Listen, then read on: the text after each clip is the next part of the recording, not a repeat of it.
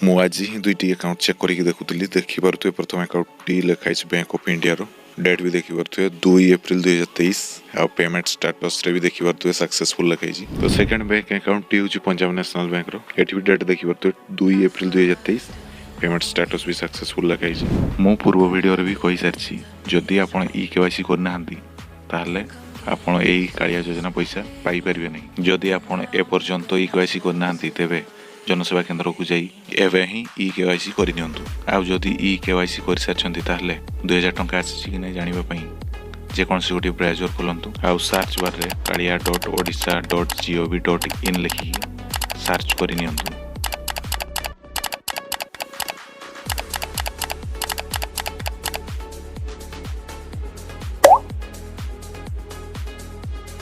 वर्तमान देखिए कालिया योजना ऑफिशियल पेज टी खोली जाइए। तो प्रथम 3 डॉट को जाइए डेस्कटॉप साइड ऊपर क्लिक करनी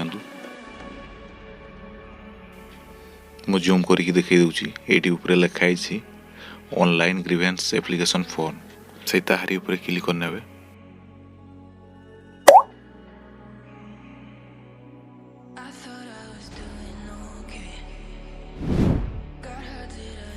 तो वर्तमान नेक्स्ट पेज टी ओपन एठी देखिबार तो ऊपर लिखाई छी ट्रैक योर एप्लीकेशन से ट्रैक योर एप्लीकेशन ऊपर क्लिक करंतु।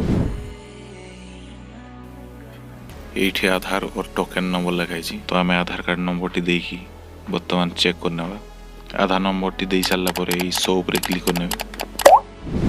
क्लिक करला परे एठी देखिबार तो प्रथम रु केतोटी किस्ती पाइजंती सब डिटेल्स आसी छी तो एठी चेक कर नै परिबे ए वर्षर प्रथम किस्ती आपनको अकाउंट को आसी ना नहीं।